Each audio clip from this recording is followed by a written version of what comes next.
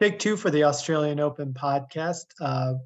We taped this earlier, full disclosure, and I found out in the middle of it that Nick Kyrgios had pulled out of the tournament, and also had a couple other things that I wanted to go back and correct. So this is take two.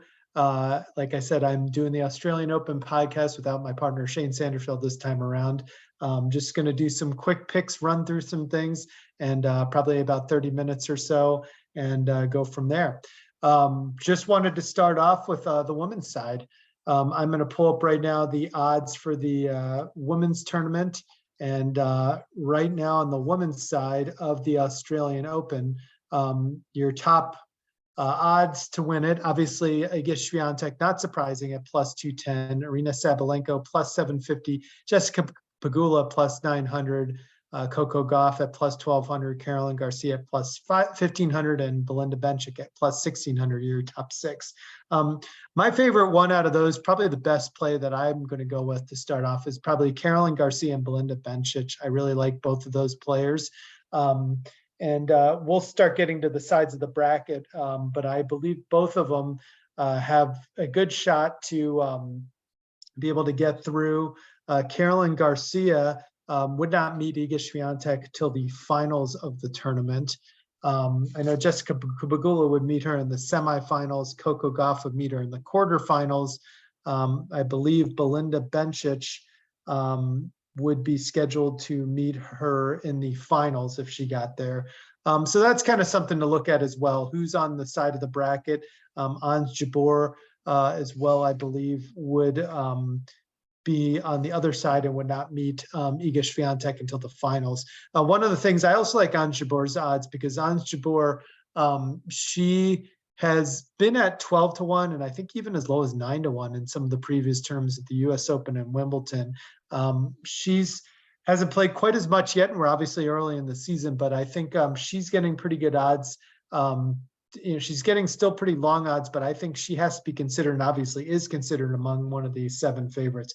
The interesting thing about Iga Swiatek being plus 210 is in some of these other tournaments, the French Open, she was, I think, minus 120, indicating that she was favored over the field. That is not the case here. If you were to bet on Iga Swiatek versus the field would be who you'd bet on, and I think it would be a pretty good bet. There's a lot of talent in women's tennis, a lot of people ready to kind of grab that mantle from Iga Swiatek. She did a good job after not winning Wimbledon of bouncing back and winning the U.S. Open. So, Iga Swiatek had a really great year last year after Ash Barty retired, really kind of claimed the mantle of number one women's tennis player, and she carries that into the Australian Open. But one of the things that I found was kind of interesting about the lead into the Australian Open is Jessica Pegula, who had really struggled with Iga Swiatek, won in dominating fashion against her in the United Cup. The U.S. went 5-0 in the United Cup on the back of really good performances by both Madison Keys and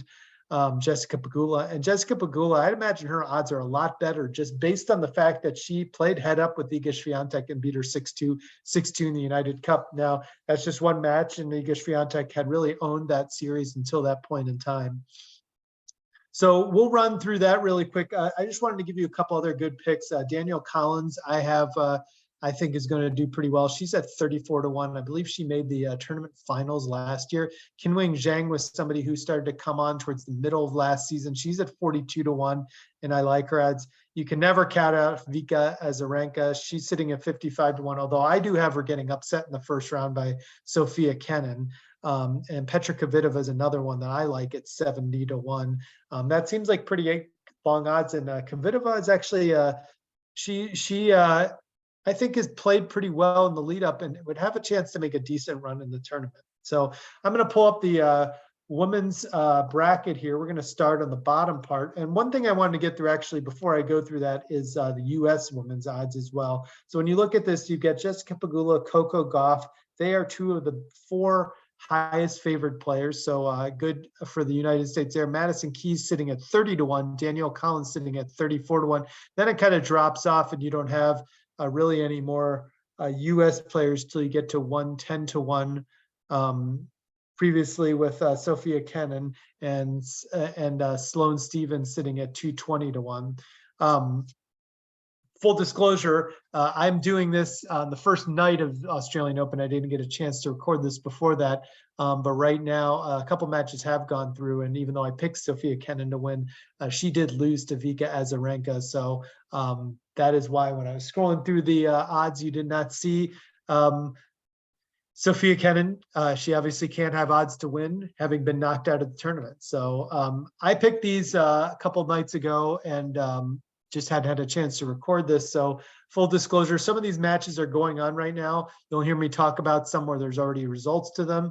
We'll talk about them a little bit if they pop up and go in. And as I mentioned, Nick Kyrgios dropped out of the tournament. That's one of the reasons why I'm retaping this, because there were a few things that I did where they just didn't make sense. And that was one I just wanted to hit the reset button on and just kind of give a clearer picture to what's going on. So this is the bottom side of the bracket. We talked about Jessica Pegula, who's on fire coming into this tournament. I've got Pegula getting all the way to the round of 16, where I actually have Kvitova facing her. Petra Kvitova is the 15 seed, but she's going to have to beat Barbora Krejcikova to get to that round of 16 match, and that will be a very difficult matchup. Barbora Krejcikova had injuries all last year. I think she's back and a little bit healthier this year. She did win a tournament towards the end in her home Czech Republic, which was a fun tournament. I want to say it was towards the back end of the season last year. That really kind of maybe started to help get her back on track after what was a rough season with injuries. In my round of 16 on the bottom of this side, I have Madison Keys versus Maria Sakkari. And I wanted to talk about Maria Sakkari, and as I go back to these odds real quick, Maria Sakkari, a player, she's sitting at 32-1. I actually think Sakkari is due to have a good season this year. She had a disappointing season last year with high expectations after getting pretty far in some of the Grand Slams the previous year. And I do expect her to kind of build on a lot of potential that she has. She just mentally has had trouble getting over the hump in some of these big matches. And I think that she will do that this year. Some quick upsets that I have. On the front end, I have Harriet Dart knocking off Jill Teichmann. That's not a huge upset. We'll get to some of the other bigger upsets as we go, because I've got some as we get to the quarterfinals. But on that side, I think Sasnovic could be very tough for Pegula in the second round. That's one that could be difficult. I've got Kostyuk beating Anisimova. Full disclosure, that did happen. So that was an upset that I had that actually came through. And then as you look at this, Tomljanovic is also another person who's pulled out of the tournament. So she's not on that side of the bracket anymore. So it really kind of opens up for Victoria Azarenka to do pretty well, as well as, possibly Jill Teichmann and Maria Sakkari and some other players down towards the bottom. On the other side, in the round of 16, I've got Aryna Sabalenka facing Belinda Bencic, and that will be a fantastic round of 16 match if that happens. I think Sabalenka has a pretty clear path in there, although the winner of Muguruza Mertens could really pose some problems for her. I actually have Muguruza slight upset over Mertens to knock her out, and then Muguruza getting to the third round, where I do believe Sabalenka will beat her. On the other side, Belinda Bencic, I think, has a pretty clear bracket there as well. Lewin Brengel, one of those, the winner of that, and I think I have Lou winning that, could be a difficult matchup in the second round. Pavlyuchenkova could be a difficult matchup as well if it happens, or Georgie, she should be pretty good too. But I like Bencic getting through. So Bencic and Sabalenka I have in the round of 16. On the other side, Beatrice Haddad-Maia versus Ons Jabeur is what I have in my round of 16. Zidansek, to me, for some reason, I don't know, that name seems like it could be difficult for Jabeur. And then Alison Riske, Vandrosova winner, could also be somewhat difficult as well. Kanepi on the other side, she could also be difficult if they meet in the third round. She's always been a pain for some of those top players. Vekic, I think, could be somebody who could be difficult, as could Samsonova. I've got Vekic upsetting Samsonova, but Samsonova versus Haddad-Maia would be a really good matchup, the 18 seed versus the 14 seed. And the other one you can't dismiss, second round against Haddad-Maia, the winner of Sloane Stephens, Potapova. I've got Potapova upsetting Sloane Stephens, but those two are pretty even up, and they will be facing each other in the first round. So that's my round of 16 on the bottom side of the bracket. Let's go to the top side of the bracket. If you go to the top side of the bracket, One of the things that jumps out to me is Iga Swiatek, not an easy match in that first round for the number one seed, Niemeyer. Actually, I think made a pretty deep run to at least, I want to say, the quarterfinals last year in Wimbledon, so she could be difficult. Also, Bianca Andreescu or Buzkova could be meeting Swiatek in the third round. So she's got some difficult matches. And then on the lower side of it, I do have, as I look through that, I do have Swiatek getting to the round of 16. On that lower side, it's an interesting bracket because you have Rybakina, you've got Danielle Collins in there, you've got Mukova in there. I mean, all three of those players are capable of getting to the round of 16. I like Collins' fight and everything that she does. She made it, I believe, to the Australian Open finals last year. And she's not, whether she plays the number one seed or the number 300 seed, she's going to fight and she's going to make it very difficult for whoever she plays. On the other end, I've got a little bit of a interesting matchup.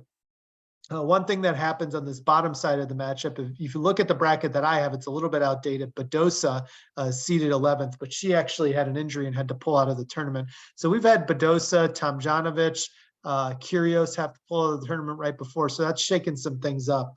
But I think that will help Ostapenko have a pretty good road to get her to the round of 16. I was actually looking at Badosa possibly beating Ostapenko until I heard that news. So that will be difficult.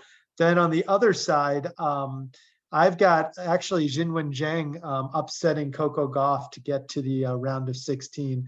Another interesting one today, granted, I actually picked Korpach to upset Raducanu in that first round matchup to face Coco Gauff. I thought Raducanu was still banged up from an injury that she had suffered in one of the pre-Australian Open tournaments, but she fought through today and she won. And Coco Gauff versus Emma Raducanu will be a really fun second round matchup. And the winner who gets through that will make it to the third round to face the winner of Pera and probably can win Zheng if she makes it out. So that will be interesting. But again, I have Zheng upsetting Coco Gauff and facing Ostapenko. Then in the round of 16 on the other side, I have Daria Kasatkina getting through to face Kudermetova. And there are some obstacles there as well. Volubic and Martic are sitting on that side with Kudermetova to get by. For Kasatkina, Maria is one of the players who also advanced fairly far in Wimbledon, one of those surprise players. She would face Kasatkina in the second round if she can beat Stefanini in the first round. Then you also have Putintseva and Serstia sitting there with a possible third round matchup, as well as Pliskova. So that's a pretty loaded top side of the bracket. But I've got Kasatkina and Kudermetova playing each other in the round of 16. The other round of 16 matchup, I've got Anett Kontaveit is sitting at the 16 seed, and I actually have her getting bumped off in the second round by Linette. Linette I have getting to the round of 13 and facing Alexandrova. I've got Alexandrova getting to the round of 16. And then I've got her facing Caroline Garcia. Garcia doesn't have an easy matchup either. She's got to face the winner of one of the best first round matchups, and maybe the best first round matchup, Leylah Fernandez and Alice Cornet. Both very difficult. I've got Fernandez winning that and then Garcia beating Fernandez. But with Fernandez, we saw in the U.S. Open that year, she made it to the finals and faced Emma Raducanu. She really rose to the challenge anytime she faced top competition, and that's what Garcia is. But I like Garcia to get to the round of 16. And then staying on this same side of the bracket, I have a big upset. I have Danielle Collins taking out Iga Swiatek in the round of 16 to get to the quarterfinals. And then I have Jinwen Zhang defeating Ostapenko. So I have a Collins-Jinwen Zhang quarterfinal on that side. And then I have Daria Kasatkina facing Caroline Garcia on the other side. Getting back to the other half of the bracket, the bottom half, I have Kvitova upsetting Jessica Pegula. That's another big upset. And then I have Sakkari defeating Madison Keys. So I have Sakkari versus Kvitova in that quarterfinal. And then I have Belinda Bencic facing Ons Jabeur in the other quarterfinal matchup. So that's who I like in there. Then things get a little bit weird. So you've got I've got Kvitova facing Sakkari. And I actually like, I'm going to change it. I had Kvitova in there, but I'm going to change it to Sakkari. So this is a last minute change by me. I've got Sakkari actually getting to the semifinals, coming off a rough year, but I think that she's going to start getting back on track. And then I've got Danielle Collins beating Qinwen Zhang to get to the semifinals to face Sakkari. And then on the other side, I like Belinda Bencic to beat Ons Jabeur. And I like on the other side, Caroline Garcia to beat Kasatkina. And so that will set up a Danielle Collins versus Maria Sakkari matchup. I like Danielle Collins to win that. I've got Danielle Collins getting to the finals again for a second straight year. And maybe that's just the fight that she's shown that she's prepared for this. And on the other side, I like Caroline Garcia versus Belinda Bencic. I like Caroline Garcia to win that match. And I like Caroline Garcia to win the Australian Open. Going back to the odds, Caroline Garcia is sitting there, pretty good odds. She's the 5th favorite to win at 15-1. Caroline Garcia won the WTA finals last year. I think she's been playing pretty well. She came into the US Open on fire and I believe made it to the semifinals. So I really like the form that she showed towards the end of last year. And I think she's ready to take that step forward and become a Australian Open champion this year. So that is my pick for the women's side. I'm going to go to the men's side real quick. And some of the ones that I like on the men's side, and some of this has to do with whoever is not on Novak Djokovic's side of the draw. I like Daniil Medvedev doesn't play Djokovic till the finals if he faces him. Same with Nadal. Nadal, I just don't like the form that he's in. Nadal comes in really struggling. And like I said, full disclosure, I've got Nadal getting to the round of 16. But I do like, I don't really like his odds at 14-1. I'm skipping a little bit ahead there. Taylor Fritz is another one at 17-1. Him and Jannik Sinner, those are good odds. And Holger Rune, his odds were sitting at 30-1 just the other day when I looked, but because Kyrgios has pulled out, his odds shot way up to 17-1 now because people, I think, are giving him a berth into the quarterfinals to face Novak Djokovic, which I do too. So I'll get to that in just a second. Felix Auger-Aliassime, I got him at 21-1, and Matteo Berrettini 50-1. I like that as well. Cam Norrie at 55-1. They always feel like they give Cam Norrie these distant odds, and I always feel like his odds are better than they should be.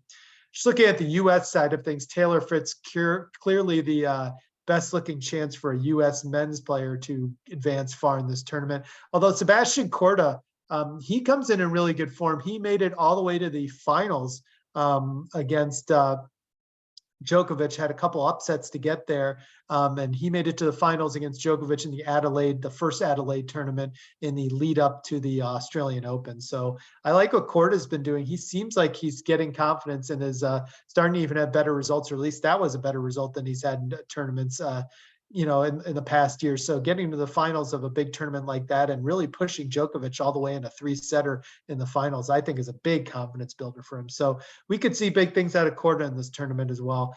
Francis Tiafoe obviously made the breakthrough in the US Open last year. He's at 55-1. Full disclosure, I'm actually watching his first round matchup and he was very close to closing it out, but lost when Altmaier rallied in the third set. So now it's at 2-1. So that's what's going on. Let's get to the brackets on the men's side. We're going to go to the bottom side first. And this is that side, the side of, I believe this left side wouldn't have to play Djokovic till the finals. So those are some of the ones that you might look at as good odds. Stefanos Tsitsipas sitting at 17-1. That's fairly decent odds.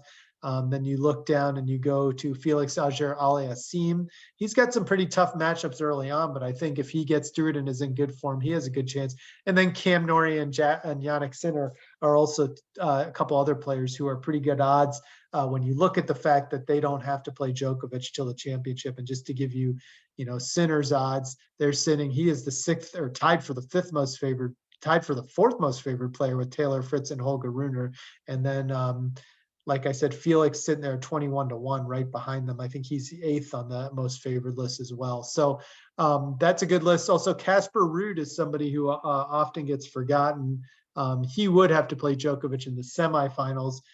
He just played him in the the ATP championship back in November. So he has some experience. He made it to 2 Grand Slam finals last year and the ATP finals. So a great year for Casper Ruud, but that's what we're looking at. So getting back to the brackets again, just to give you the quarterfinals and run through this whole thing, I've got Stefanos Tsitsipas facing Jannik Sinner in the round of 16. That would be a great matchup if they can get to that place. Sinner seems like his is pretty clear. His first round matchup against Ali's really gave Novak Djokovic a fit in the first round of the Adelaide tournament. Really played 2 very good sets against him and could have easily been in that match and possibly won it. Van de Sloop is also somebody who could be a difficult matchup for Tsitsipas as well. But I think Tsitsipas makes it to the round of 16 to face Sinner. Sinner, as you look at his area, his is pretty cut and dry as well. Though Fucsovics, Harris, those are guys who are tough players if you face them, and they could give him a difficult matchup. But I expect Sinner to get through to face Tsitsipas. The next one down, I've got Cam Norrie and Bernard Coric facing each other, and I've got Coric upsetting Norrie. And Norrie is in great form, so this might be a little bit of a reach. But I really like Coric the way he played last year, and I think he comes in with not too much pressure on him. But Borna Coric, obviously a lot longer odds than Norrie. He's sitting at 180 to 1. But I like him to pull off the upset and get to the round of 16 to face Felix Auger-Aliassime. Felix Auger-Aliassime, if you look at his side of the bracket, Wawrinka is waiting there for him if Wawrinka can win in the first round against Malkin, which is a tough matchup. You've got Motet also, who could face him in the third round. So he's got a difficult road to get there. And then on the other side, Norrie, or Coric could face Kwan, who's a very good player in the second round before he gets there. So there's some difficult challenges ahead for those two. But I do think that we'll see Borna Coric versus Felix Auger-Aliassime, which is a big upset pick when you look at the way that Norrie's been playing. Cam Norrie, Taylor Fritz and Cam Norrie seem like 2 of the hottest players on the tour right now. Those are guys that you could definitely see making the jump. And Norrie at 55 to 1, I think, is a great bet if you just want to take a flyer on somebody and come up with kind of a long shot that could find his way to the semifinals or possibly even finals if everything breaks right for him. On the other side, I have a few upsets there. Taylor Fritz I've got getting all the way to the round of 16. But I've got David Goffin facing him in the round of 16. And that's partially because I don't think that Alex Zverev is really in the form that he was when he got hurt last year. He had that really bad injury against Rafael Nadal in the French Open, unfortunately, because he was playing pretty well. And that kept him out for the rest of the year. And he's just come back. He didn't quite look himself in the United Cup. He's building his way back up. And I think he'll get there this year. But this is the first tournament, and it is a pretty quick turnaround for him to be 100%. I've got David Goffin upsetting Zverev in the second round. JJ Wolf I've got beating Jordan Thompson, and then Diego Schwartzman I have losing in the first round to Krudik from Ukraine. So I think that bracket could really get thrown upside down, and I've got Goffin facing Fritz. And on the other side, maybe this is watching Breakpoint from Netflix too much, but I've got Matteo Berrettini getting to the round of 16. He hasn't been in great form, but he seems like he's starting to round into form as he's getting there. He had injuries last year and kind of struggled through parts of the year.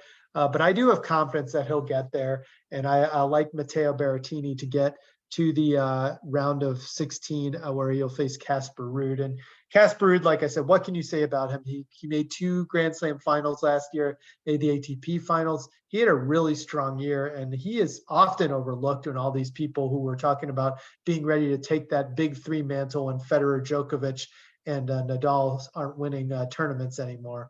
So we'll see. I like what he can do coming in as well. Like I said, he had a great year last year and a lot to build off of. So then as you look on the bottom side of the bracket, on the top side of the bracket, excuse me, Rafael Nadal, he's the number 1 seed in this tournament. And as I mentioned, full disclosure, going into this, I know that he's tied with Jack Draper in the 1-1 going into the third set. I think Draper, I put Nadal on upset watch against Draper, and I also put him on upset watch against the winner of Nakashima McDonald. I think those are 2 tough first round and second round opponents, but I do feel like if Nadal can get through those, I think he'll start to round into form and play well. And I do have him doing that. I have him getting to the round of 16. to face Karen Khachanov. Khachanov, I have beating Frances Tiafoe. That will be an interesting third round matchup if both guys can get there. They both have difficult matchups. I mean, Khachanov plays Zabata Morales. That's not an easy first round matchup, but then he'd play the winner of Baez Kubler, which would be a difficult matchup.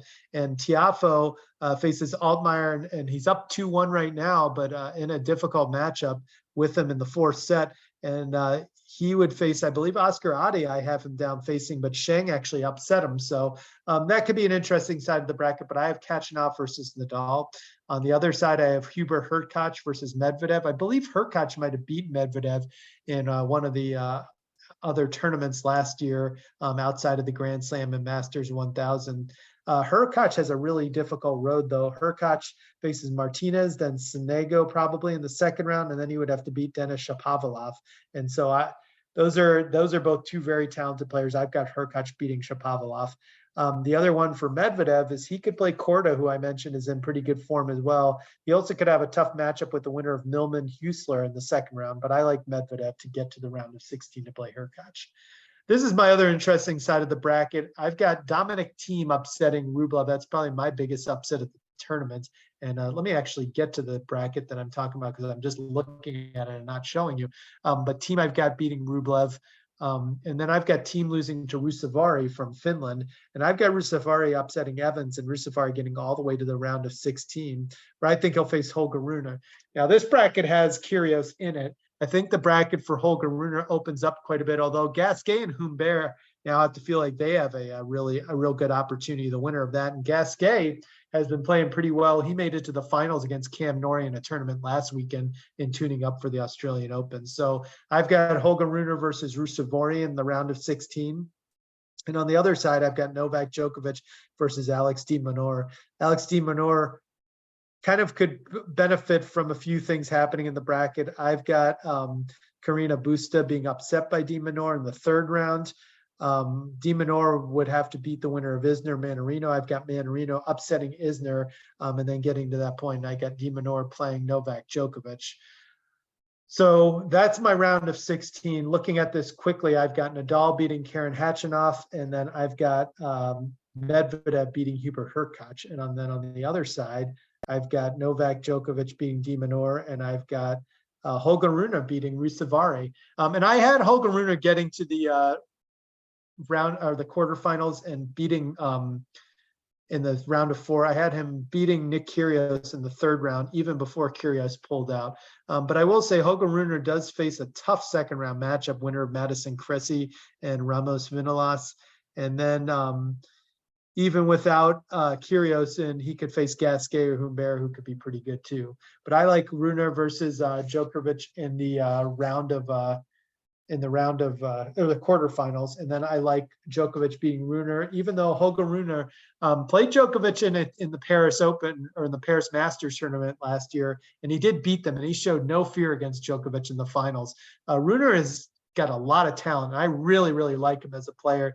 You look at the Grand Slam odds for Holger Rune, and like I said, he's all the way up to tied for the 4th most favored player. I think he's the candidate this year to have the breakthrough year like Alcaraz did. Alcaraz kind of cut in front of a bunch of guys who were waiting their turn, like Tsitsipas, Auger-Aliassime, guys like Zverev, Berrettini. Alcaraz just said, it's my turn. He grabbed the U.S. Open and got it. I think Rune is your candidate to do that this year, but we'll see if that happens. So we got Rune, Djokovic, Nadal, and Medvedev in the quarters. And then on the other side, I've got Tsitsipas beating Sinner. I like the way Tsitsipas played in the United Open Cup. He had a little bit of a rough year last year. Wasn't really able to build off of the breakthrough year the year before when he made it to the French Open finals against Djokovic. But I like Tsitsipas. He's playing pretty well this year, and I think he gets to the quarterfinals where he'll face Felix Auger-Aliassime, who I have beating Berna Koric. And then on the other side, I've got Taylor Fritz beating David Goffin, who I have getting to the round of 16. And then I have Matteo Berrettini in what will probably be, that will be a really good matchup, Berrettini versus Ruud. Like I said, Ruud may be in better form, and Berrettini, still coming back from that injury-plagued year last year. But I like Berrettini, and maybe it's the Netflix bias of seeing him featured on there. But I like what he will bring to the table. Then for the semifinals, I have Medvedev advancing against Nadal. I think Medvedev will play Felix Auger-Aliassime, who I have beating Tsitsipas. So breakthrough for Auger-Aliassime getting to the semifinals. I like him to face Medvedev in the semifinals. Uncle Tony can focus on him because Medvedev will beat Nadal, but I think he can then coach Auger-Aliassime in the semifinals. Then as we look on the other side, I like Novak Djokovic to beat Matteo Berrettini. That was a matchup that we saw in Wimbledon, not last year, but the year before, when Novak Djokovic beat Berrettini. And I like Berrettini. I think he might have a breakthrough this year, but I think that Djokovic takes him out here. This is really Djokovic's tournament to win. And when you look at the odds, again, Djokovic at -130. We talked about Swiatek versus the field at +210, but -130 means that they think Djokovic is going to beat the field. And with Kyrgios, it was -120 before we found out that Kyrgios was out, and now it's -130 with that and a few other developments. So I like Novak Djokovic to win. And then I got Djokovic and Medvedev. So I've got Medvedev beating Felix Auger-Aliassime, and then I've got Djokovic beating Berrettini, and I like Djokovic to beat Medvedev. This is tough. I kind of wanted to pick Medvedev, but he's got to go. He's got to beat Nadal, and then he's got to beat Felix Auger-Aliassime. And I think Djokovic gets to avoid playing either Nadal or Medvedev. One of those two probably has to beat each other and then last a little bit further. Plus, Djokovic has been so dominant in his recent form that I like him. So I'm going to go with Caroline Garcia and Novak Djokovic to win the tournaments. On the U.S. side, I think your furthest ones, I've got Daniel Collins getting to the finals. And then on the men's side, Taylor Fritz getting to the quarterfinals. So those are your furthest advancing U.S. players that I have. This is going to be a breakthrough year for Taylor Fritz. I think he makes the semifinals in at least one of these Grand Slams, maybe possibly the finals. He is riding high after the United Cup. But I think I just have him not getting past Berrettini in the quarterfinal, although he did beat Berrettini in the United Cup. And that is a very, very good possibility that he gets to the semifinals, in which case he would be facing Djokovic, who he has no fear, and he's played pretty well in some big matches. So again, I've got Djokovic and Garcia winning. Thank you for listening, and I appreciate the opportunity to be able to do this a second time around. This came together a little bit better, knowing a little bit more information. So this time I did this without my partner in crime, Shane Sandersfeld, who always does a good job bouncing off stuff. And he's done a better job of picking Wimbledon and the US Open than I did last year. So hopefully we'll have him back when we do the French Open, which will be the next Grand Slam. But for now, those are my picks for the Australian Open. And I hope you've enjoyed listening to this, and we will see you down the line. Thank you.